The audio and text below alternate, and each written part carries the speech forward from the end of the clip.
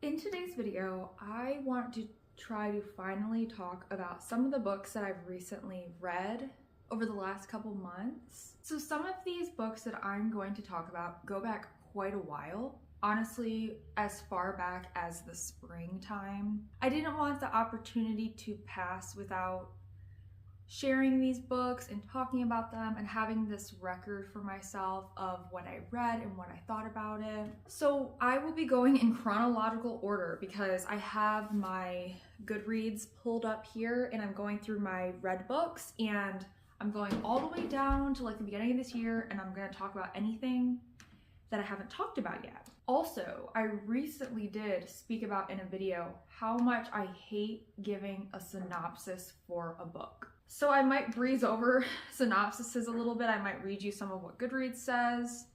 But yeah, let's just go through this. It's going to be very informal, very casual, and it might be very long because there's a lot of books that I haven't talked about that I want to share. Yeah, okay, so the first book we're going to talk about that I've read is called I Love You, But I've Chosen Darkness by Claire Vaye Watkins. The way I typically read books is I go in blind.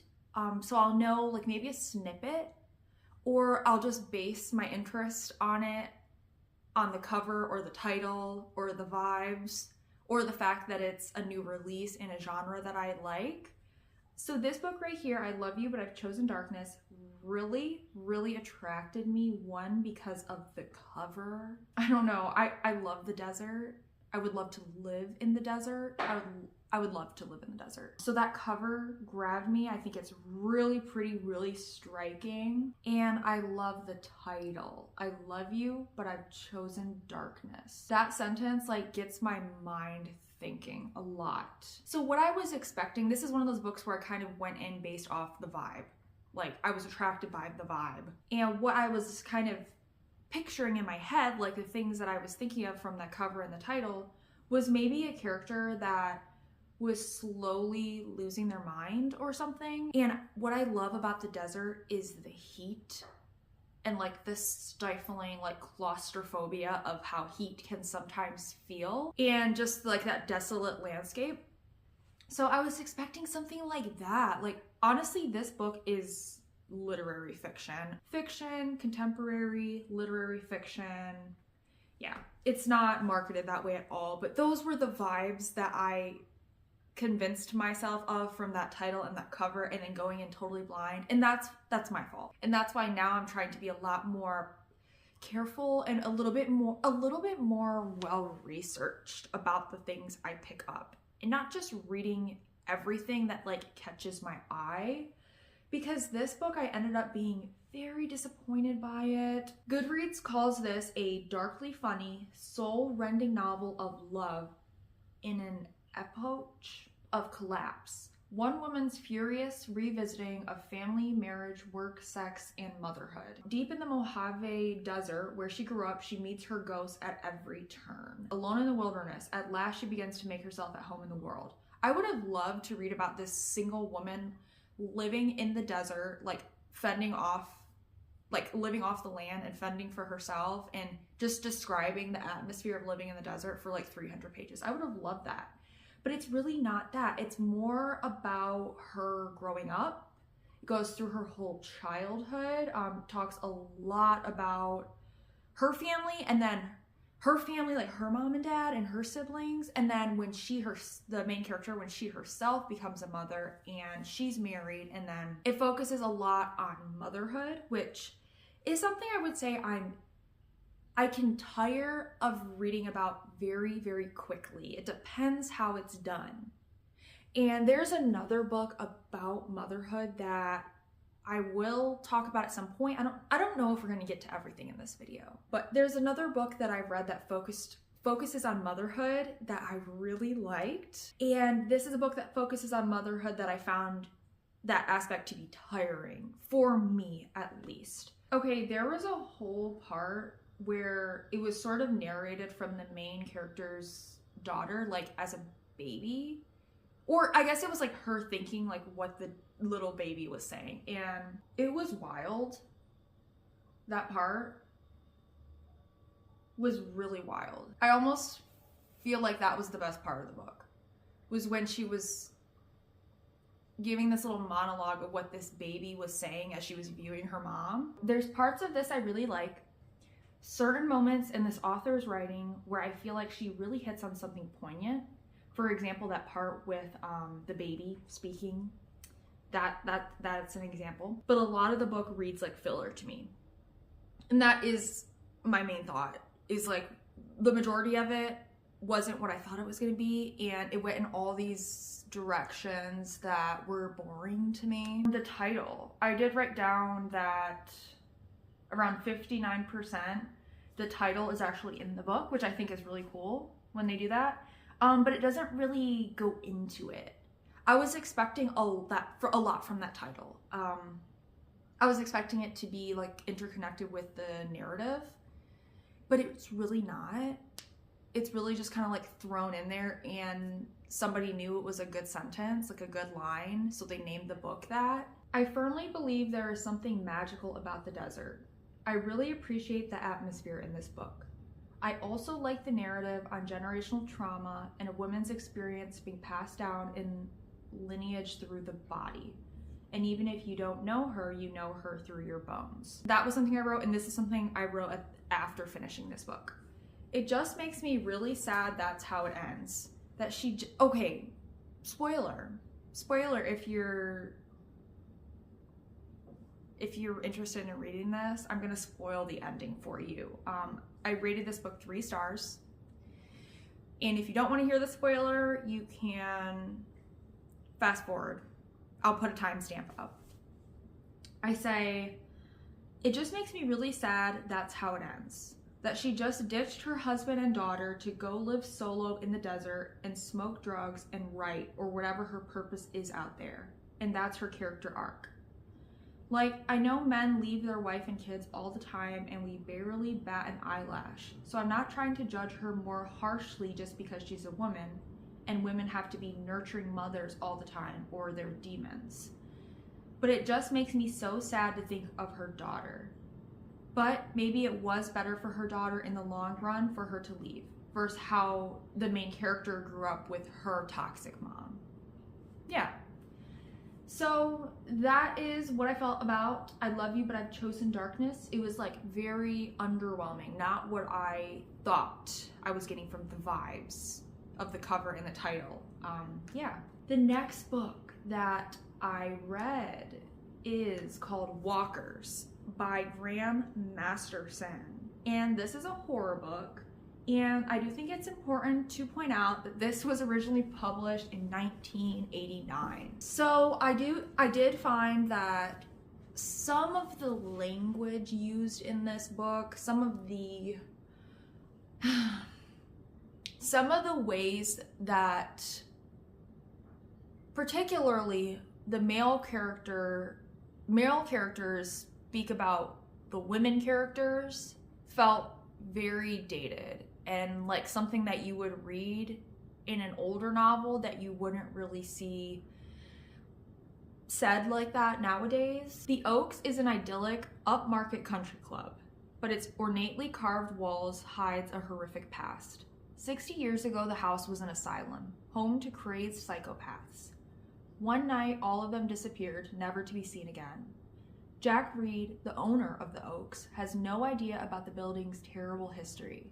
It is only when Jack's son is dragged into the walls of the mansion that he realizes what happened 60 years ago, and just where the inmates have been living all this time. This is a haunted house book, more precisely a haunted asylum book, which I think can be very interesting and sometimes very scary.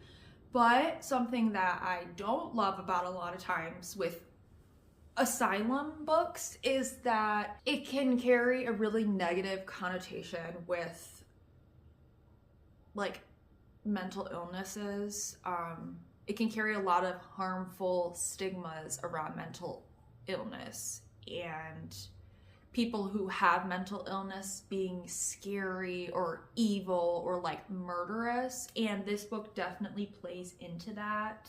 And I think this might be my one and only 1-star of the year. I've had a pretty mild reading year, like nothing horrible except This one, I really did not enjoy this book. I do remember this book had a really strong opening chapter where the main character, Jack Reed, he discovers this building, this old asylum, and it doesn't really look like an asylum from the outside. He doesn't know that that's what it is when he finds it, but he ends up finding it like in the middle of the night and it's raining. He sees like a kid.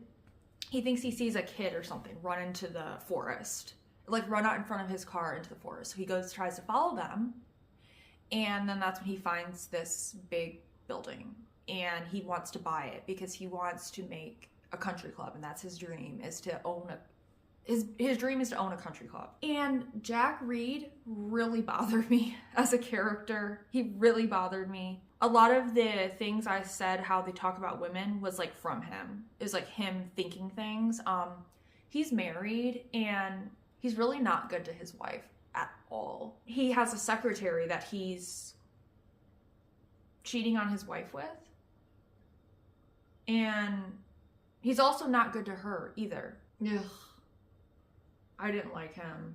I wrote a note about how he thought about slapping his wife when they were in an argument because he was mad. Yeah, this book is depressing me. The main character is just so grimy. This is a tough one because I'm interested in the haunted house aspect. However, the characters are just insufferable. There was some interesting parts with the building, like the asylum. So Jack has a son and he takes the son to this asylum with the secretary girl, and they're exploring, looking around, because he's gonna buy it. He's gonna buy this place. And the little boy, his son, goes running through the building exploring, and we're following his POV. And there's this part where he's in one of the rooms, and this face comes out of the wallpaper and starts talking to him. And he's saying, the face in the wallpaper is saying really disturbing things to this little kid. And that was very scary to imagine. Like this creepy man in the wall saying things that a kid should not be having said to them. Like that part creeped me out. The picture this book paints mentally ill patients feels very harmful and stigmatized. So it describes them as bloodthirsty and rabid and practically like foaming at the mouths. Like just craziness. Oh, God. Another example of why I really don't like the main character. So he's cheating on his wife for one, that he treats his wife horribly. And then he doesn't even treat the other girl that he's cheating on her with well. So like at one point he's with the secretary.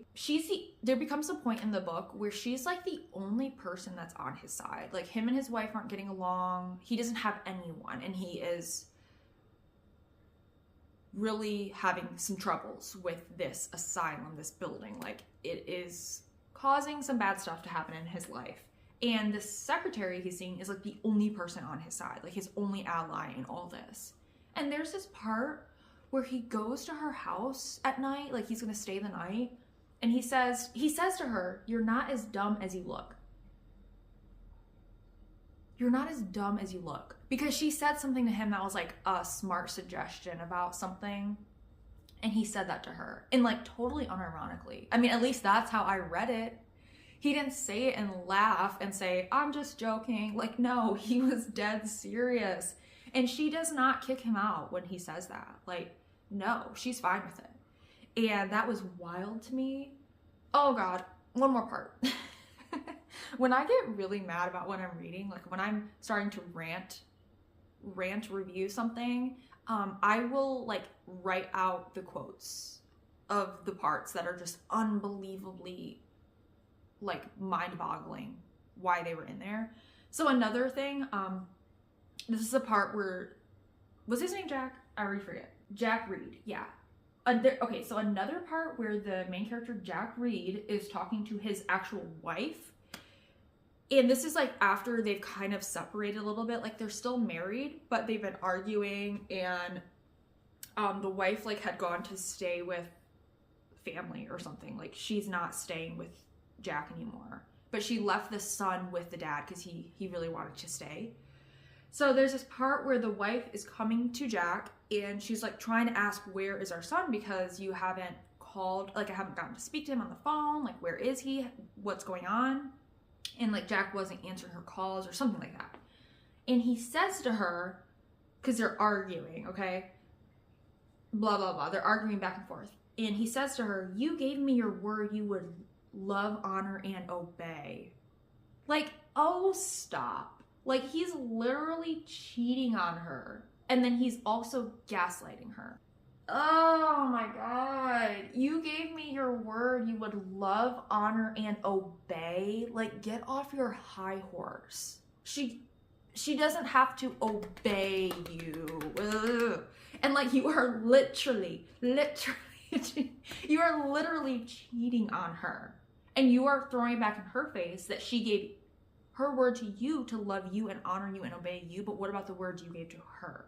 Oh, another thing. Like, every woman character in this book is described by their breasts. And that is a huge pet peeve of mine when women characters are described by their breast size. Like, it's so unnecessary. And I find that to be something that is very dated. I feel like that was like a 70s, 80s thing to do, was describe women characters by their body shape.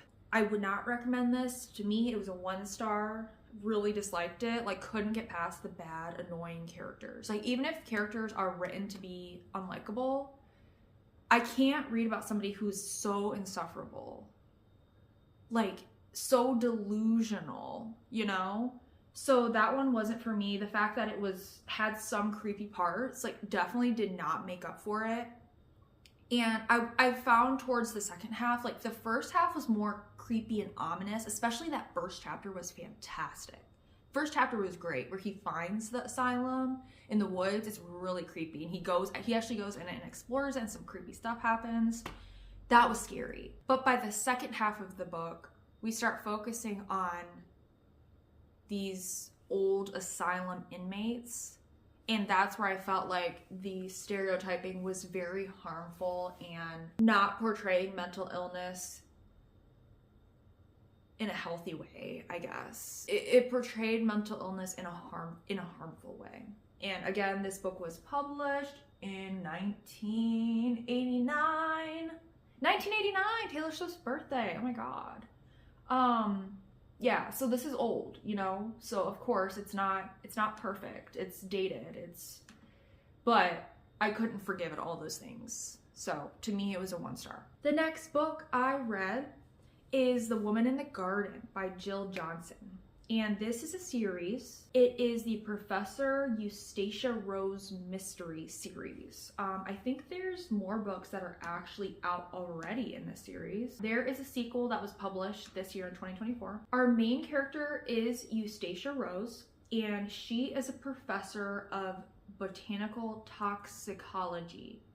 She lives alone in London with only her extensive collection of poisonous plants for company. She tends to her garden with meticulous care. Her life is quiet. Her schedule never changes, until the day she hears a scream and the temptation to investigate proves irresistible. It's so interesting. I'm just looking on Goodreads, and it looks like on Goodreads, like there might be a different title for this book. There's other editions that are called Devil's Breath, which I actually like that title way more. Like, there's way too many books that's the woman blah blah blah blah blah. Like, that's a sentence about the woman. We don't need any more women in the train or the garden or the house, or, you know.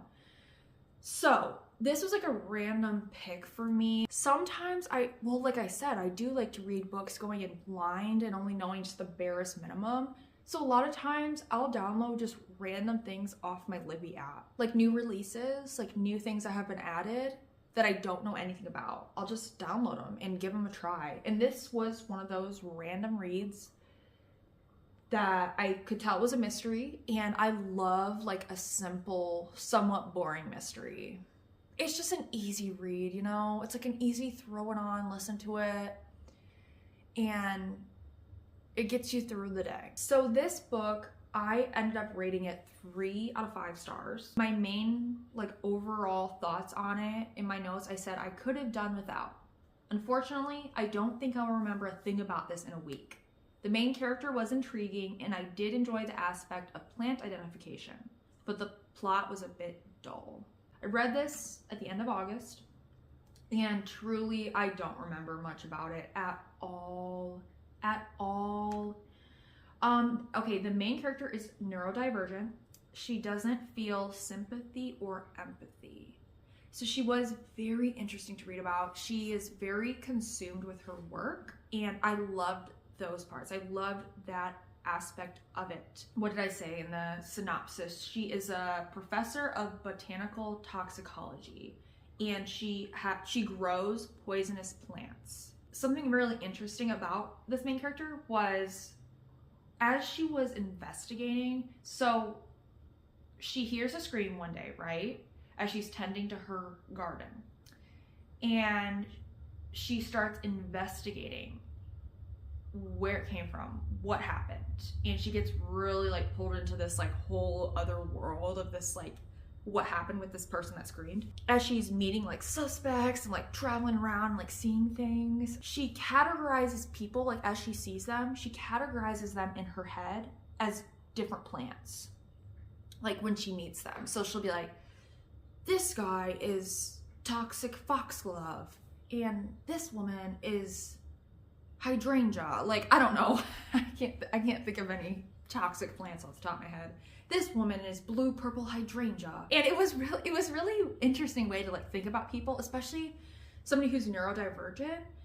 I could really see that, like somebody who might be on the autism spectrum, like using something, like using that sort of like mnemonic in their brain that's relating something that they have a great amount of interest and knowledge in to people.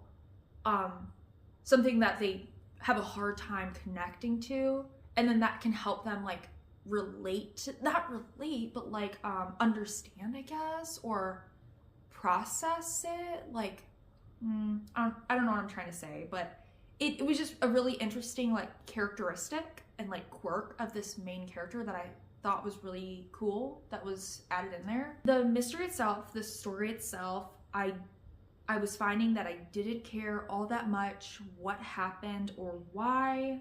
It had an interesting start, but as the book went on, I found that it started to drag quite a bit. Definitely, if you're gonna read this, know it is slow. It is a little bit boring at times. Like it's nothing that's gonna blow you away, but if you want a quick, easy listen, just to add to your day, sometimes I like that, you know? I like something that's not gonna be this like amazing book that's gonna like whisk me away, but I just want something that I can like put on while I'm doing chores, you know? And is not like all consuming. That's what this was. So it was easy. It wasn't super amazing, but I rated it 3 out of 5 stars. Oh man, how long have I been talking about this? Wow, I've been filming for 40 minutes and I think I've only made it through like 3 or 4 books. That's wild. That's absolutely wild. I might call it here for the day. Ugh, I feel so like lame, I guess, for only talking about like 3 or 4 books and making that a whole video. I have a lot of books left to go, but I feel really overwhelmed. Like that took a lot out of me to speak about those few. So I think I'm gonna end it here. Then I hope you have a great weekend. And other than that, I will see you in the next video.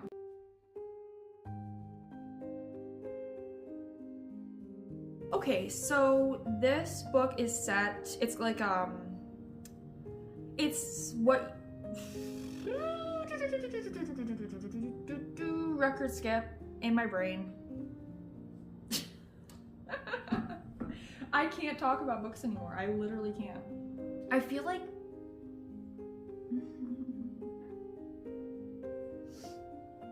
you're okay. You're okay.